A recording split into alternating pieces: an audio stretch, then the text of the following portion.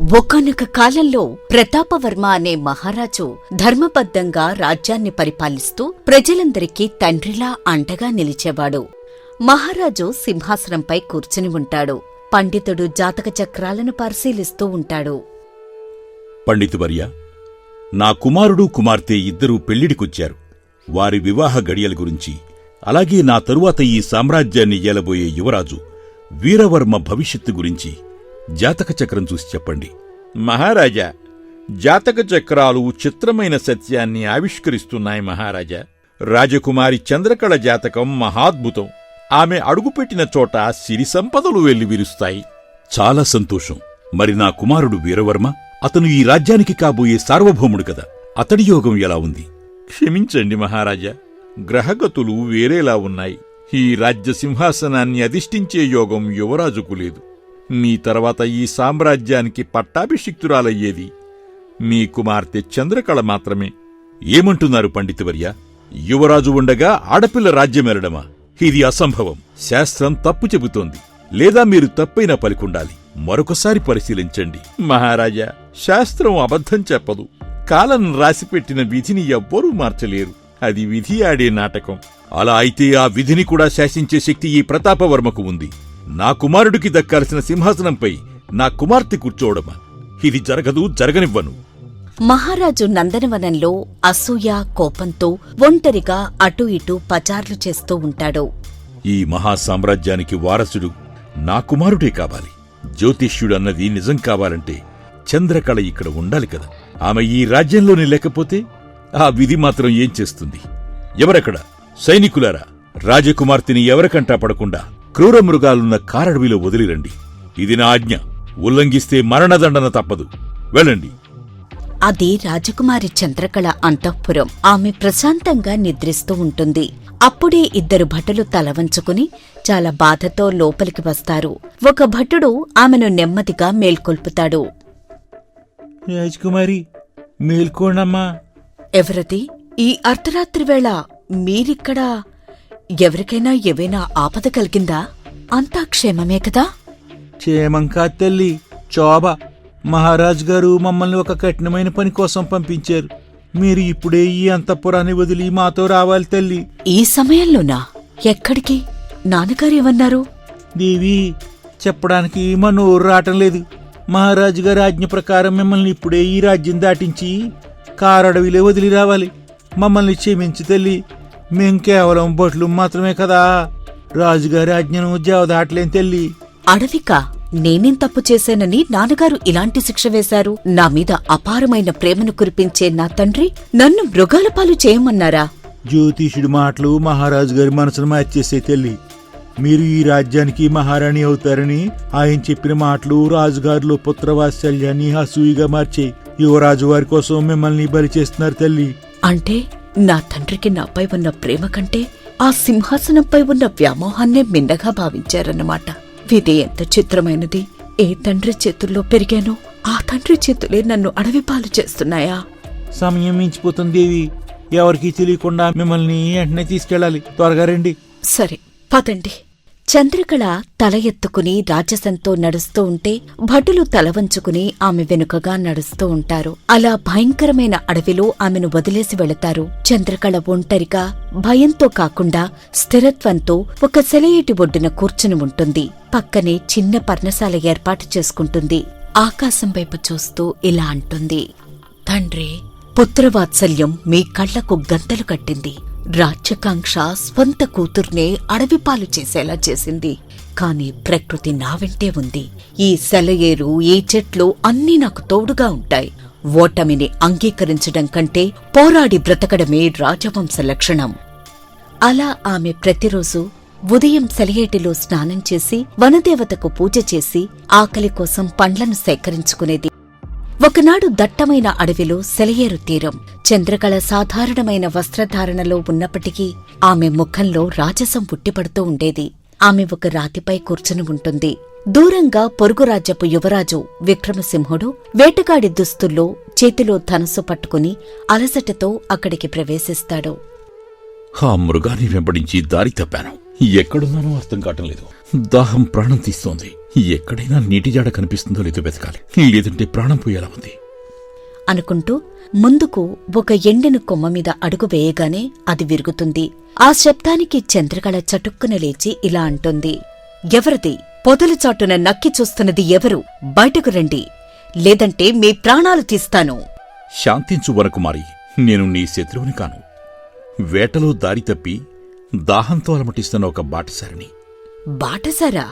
మీ ఆకారం, మీ మాట తీరు చూస్తుంటే మీరు సామాన్య వేటగాడిలా లేరే. ఎవరో ఉన్నత వంశానికి చెందినవారిలా ఉన్నారు. ఈ ప్రమాదకరమైన అడవిలోకి ఒంటరిగా ఎందుకొచ్చారు? నా పేరు విక్రమసింహుడు, పొరుగురాజ్యపు యువరాజుని. వేటకు వస్తుంటే దారి తప్పి ఇలా వచ్చాను. కాని ఇప్పుడు అనిపిస్తోంది నేను దారి తప్పలేదు, సరైన చోటుకే వచ్చాను అని. మాటల గారడీలు ఆపండి యువరాజా. ముందు ఈ సెలయేటి నీరు త్రాగి మీ దాహం తీర్చుకోండి. ఆ తర్వాత మీ దారి మీరు చూసుకోండి. మీకు నా ధన్యవాదాలు. నా దాహం తీరింది, కాని నా సందేహం తీరలేదు. ఇంతటి సుకుమారమైన రూపం ఈ అడవిలో ఒంటరిగా ఎందుకుంటోంది? మీ వెనుక ఏదైనా రహస్యం ఉందా? రహస్యమేమీ లేదు. విధి ఆడిన నాటకంలో నేను ఒక పావును. నా తండ్రికి నేను భారమయ్యాను. ఈ అడవికి నేను బిడ్డనయ్యాను.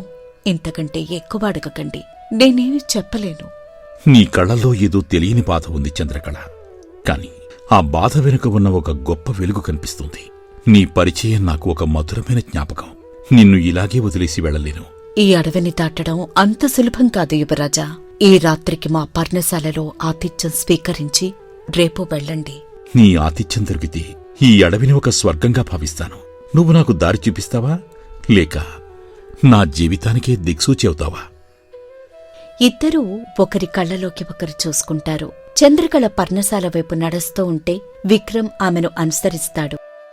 అడవిలోని సెలయేటు ఒడ్డు పౌర్ణమి వెన్నెల నీటిపై ప్రతిబింబిస్తూ వెండి వెలుగులు చిమ్ముతూ ఉంటుంది. చంద్రకళ ఒక రాతిపై కూర్చుని ఉంటుంది. విక్రమసింహుడు ఆమె పక్కనే నిలబడి నీటి అలలను చూస్తూ ఉంటాడు. ఒకరిపై ఒకరికి ఉన్న గౌరవం, ప్రేమ వారి కళ్లల్లో స్పష్టంగా కనిపిస్తూ ఉంటుంది. చంద్రకళ కారడవిలో ఒంటరిగా నిరుత్సాహపడకుండా తన లక్ష్యం వైపు సాగడానికి విక్రమసింహుడి ప్రేమ ఒక పెద్ద ఆసరాగా నిలిచింది. చంద్రకళ, ఈ అడవిని చూస్తుంటే నాకు విషయం అర్థమవుతుంది. ఇక్కడ పూసే పువ్వుకు ఎవ్వరూ నీరుపోయారు, కాని అది తన సువాసనను పంచడం మానదు. నువ్వు కూడా ఈ అడవిలో పువ్వులాగే వికసించావు.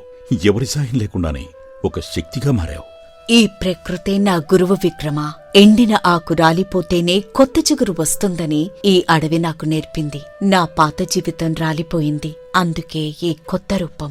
కాని నీవు ఒక యువరాజువయ్యుండి ఈ అడవిదారుల్లో నాకోసం ఎన్నిసార్లు రావడం నాకే ఆశ్చర్యంగా ఉంది. మొదటిసారి నిన్ను చూసినప్పుడు నీ రూపం నన్ను ఆకట్టుకుంది. కాని నీతో గడిపిన ఈ రోజుల్లో నీ తెలివితేటలు, కష్టాలను చిరునవ్వుతో ఎదుర్కొనే నీ సంస్కారం నా మనసును గెలుచుకున్నాయి. మీరు నన్ను మరీ ఎక్కువగా పొగుడుతున్నారు. చంద్రకళ, నిన్ను చూసిన క్షణం నుండి నా మనసు నీదే అయ్యింది. కాని మీరనుకున్నంత అందమైంది కాదు నా గతం. నీ గతం ఏంటో నాకు అనవసరం. నువ్వు సామాన్య అడవికన్యవైనా మరెవరివైనా సరే నా జీవిత భాగస్వామివి కావాలి. నా రాజ్యానికి మహారాణిగా నిన్ను తీసుకెళ్లాలనుంది. నా అభ్యర్థనను మన్నిస్తావా? విక్రమ్, మీ ప్రేమ స్వచ్ఛమైనది. అది నాకెంతో బలాన్నిచ్చింది. కాని నేనీ అడవిలో ఒక శిక్ష అనుభవిస్తున్నాను. నా గతం నాకు ఒక బాధ్యతను అప్పగించింది. నన్ను అబల అని ఈ అడవిలోకి పంపిన వారికి నేనొక శక్తిగా మారి సమాధానం చెప్పాలి. ఆ బాధ్యత తీరకుండా నేను మీతో రాలేను. దయచేసి నన్ను అర్థం చేసుకోండి. నీ పోరాటం ఏదైనా, నీ శత్రువు ఎవరైనా, అందులో నీకు తోడుగా ఉండే హక్కు నాకు లేదా? ఇది నా వ్యక్తిగత పోరాటం విక్రమ్. నన్ను వదిలేసిన నా తండ్రి కళ్లల్లో ఆడపిల్ల కూడా రాజ్యాన్ని ఏలగలదు అని నిరూపించిన రోజే నేను ఈ అడవిని వదులుతాను. అప్పటి వరకు నేను కేవలం ఈ అడవి బిడ్డనే. అయితే విను చంద్రకళ, ఈ పౌర్ణమి వెన్నెల సాక్షిగా, ఈ గలగలాపారే సెలయేటి సాక్షిగా మాటిస్తున్నాను. నువ్వు ఒక సైన్యాన్ని తయారు చేయాలనుకుంటే నా సైన్యం నీ వెంట ఉంటుంది. నీవు యుద్ధం చేయాలనుకుంటే నా ఖడ్గం నీకు రక్షణగా ఉంటుంది. కాని విక్రమ్, నాకోసం నువ్వు బాధపడటం నాకిష్టం లేదు. దయచేసి మీ రాజ్యానికి వెళ్ళు. నీ ప్రేమ నాకు ఊపిరైంది. నువ్వు శక్తిగా మారే వరకు ఈ విక్రమసింహుడు నీ వెంటే ఉంటాడు. విక్రమ్, నా తండ్రి ప్రేమను కోల్పోయిన చోట నీ రూపంలో ఒక గొప్ప గౌరవాన్ని, బలాన్ని పొందాను. నువ్వు నా పక్కనుంటే ఎలాంటి సమస్యనైనా ఎదుర్కోగలను. అలా వారి మధ్య ఉన్న ప్రేమ కేవలం అనురాగమే కాదు, ఒక సామ్రాజ్యాన్ని మార్చే మహాశక్తిగా మారుతుంది. మరోవైపు చంద్రకళ అడవికి వెళ్లిన కొంతకాలానికే వారి రాజ్యం కరువుతో అల్లాడుతూ ఉంటుంది. శత్రురాజులు దండయాత్రలు చేస్తూ ఉంటారు. ఓ రోజు కోటలో మహారాజు విచారంగా ఉంటాడు. ప్రభు, యువరాజా వారు విలాసాలకు అలవాటుపడి రాజ్యరక్షణ గురించి పట్టించుకోవటం లేదు. నేను కూడా అదే ఆలోచిస్తున్నాను మహామంత్రి. ఒకవైపు కరువు, మరోవైపు శత్రువుల దాడి. ఇలాంటి పరిస్థితిలో యువరాజు అండగా ఉంటాడనుకుంటే ఇలా జరుగుతోంది. ఇప్పుడు కోటను వదిలి పారిపోవలసిన పరిస్థితి వచ్చింది. మరిప్పుడు ఈ గండ నుంచి బయటపడడం ఎలా ప్రభు? నేను చేసిన తప్పుకు ఈ రాజ్యానికి శిక్ష పడుతోంది. నా కుమారుడి కోసం నా కుమార్తెను బలిచ్చాను. ఇప్పుడు కుమారుడు రాజ్యానికి పనికిరాకుండా పోయాడు. మరి ప్రభు, ఇలాంటి ఆపద సమయంలో మనల్ని కాపాడేదెవరు? మహామంత్రి, ఇంతకాలం గొప్ప రాజుగా బ్రతికి ఇప్పుడు ఒక చేతకాని రాజుగా అపకీర్తి వస్తోంది నాకు. చూద్దాం, ఎలా జరగాల్సి ఉంటే అలా జరుగుతుంది. మరోవైపు అడవిలో రాజకుమారి ఏకాగ్రతతో విలువిద్య సాధన చేస్తూ ఉండగా పొదలమాటు నుండి ఒక్కసారిగా ఆగంతకుడు చంద్రకళ మీదికి దూకుతాడు. భయపడకుండా వెనక్కి తిరిగి చూస్తుంది. ఎదురుగా విక్రమ్ ఉంటాడు. రాజకుమారి గారు బాణం ఎక్కుపెట్టడంలో మునిగిపోయారు. ఇలా ఆదమర్చి ఉంటే నిజంగా ఎవరైనా శత్రువు వస్తే ఎలా? ఈ అడవిలో గాలి వీచే శబ్దాన్ని బట్టి వచ్చేది మిత్రుడో శత్రువో చెప్పగలను. మీ అడుగుల సవ్వడి నాకెప్పుడో వినిపించింది. అద్భుతం! ఒక రాజకుమారికి ఉండవలసిన రాజసం, ఒక వేటగాడికి ఉండవలసిన ఏకాగ్రత రెండూ నీలో ఉన్నాయి. నేనిదంతా సాధించడానికి కారణం తమరి సహకారం వలనే. కాని చంద్రకళ, ఎన్నాళ్ళిలా ఈ అడవి, ఈ కష్టాలు నీకు తగినవి కావు. నీ గతం ఏదైనా, నీ తండ్రి నిన్ను ఏ కారణంతో పంపినా నా మనస్సులో నీకు ఒక ప్రత్యేకమైన స్థానముంది. నేను నిన్ను ప్రేమిస్తున్నాను. నా రాజ్యానికి మహారాణిగా నిన్ను తీసుకువెళ్లాలని ఉంది. నాతో రాకూడదా? విక్రమ్, నీ ప్రేమ నాకు కొండంత అండా. కాని నా విధి నన్ను ఇక్కడ ఒక బాధ్యత కోసం ఉంచింది. నన్ను ఇంటి నుండి వెళ్లగొట్టినప్పుడు నా తండ్రి కళ్లల్లో ఆడపిల్ల ఏం చేయగలదు అనే అహంకారం చూశాను. ఆ అహంకారాన్ని జయించి నేను ఒక గొప్ప శక్తిగా తిరిగి వెళ్ళాలి. అప్పుడే నా తండ్రికి, ఈ సమాజానికి ఆడపిల్ల అంటే ఏంటో ఒక సమాధానం దొరుకుతుంది. నీ ఆశయం గొప్పది. నీ పోరాటంలో నేను నీడలా ఉంటాను. నీకు సైన్యం కావాలన్నా, ఏదైనా సరే, నీకోసం నేను సిద్ధం. నీవు కేవలం నా ప్రేయసివి మాత్రమే కాదు, నా స్ఫూర్తివి కూడా. నా వ్యక్తిత్వం కోసం నువ్వు చూపించే ప్రేమే నాకు శ్రీరామరక్ష. అలా విక్రమసింహుడు కేవలం ప్రేమికుడు మాత్రమే కాదు, అతను ఒక బలమైన రాజ్యానికి వారసుడు. అతను చంద్రకళకు నేర్పిన యుద్ధతంత్రాలు, సైనిక శిక్షణ చివర్లో ఆమె తన స్వంత రాజ్యాన్ని కాపాడుకోవడానికి, తన తండ్రి ముందు వీరనారిగా నిలబడటానికి పెద్ద ఆయుధమవుతుంది. మరోవైపు చంద్రకళ తండ్రి ప్రతాపవర్మ రాజదర్బారు శత్రువులకు స్వాధీనమవుతుంది. శత్రువుల దాడిలో గాయపడిన మహారాజు ప్రతాపవర్మ ఒకవైపు, భయంతో వణికిపోతున్న యువరాజు మరోవైపు ఉంటారు. శత్రురాజులు కోటను ముట్టడించే సమయానికి హఠాత్తుగా శంఖారావం వినిపిస్తుంది. అంతా అయిపోయింది మహామంత్రి. రాజ్యాన్ని శత్రువుల పాలు చేశాను. జ్యోతిష్యుడి మాట నిజమైంది. ఒక అసమర్థత గల కుమారుడి కోసం కన్న కూతుర్ని అడవి పాలు చేశాను. అలా చేసినందుకు నాకు తగిన శాస్తి జరిగింది. అప్పుడే చంద్రకళ వీరనారి వేషంలో దర్బారులోకి ప్రవేశిస్తుంది. ఆమె వెనుక విక్రమసింహుడు అనుసరిస్తాడు. ఆగు దుర్జయ, ఈ సింహాసనం ఎవరి సొంతం కాదు. ఈ మట్టిపై అడుగుపెట్టే అర్హత నీకు లేదు. మర్యాదగా ఇక్కడ్నుండి నువ్వు, నీ సైన్యం వెనక్కి వెళ్ళండి. ఎవరది? అడవి కన్య. నువ్వు నాకు నీతులు చెప్తావా? సైనికులారా, ఈ పిల్లను వెంటనే బంధించండి. ఎక్కడుంది నీ సైన్యం?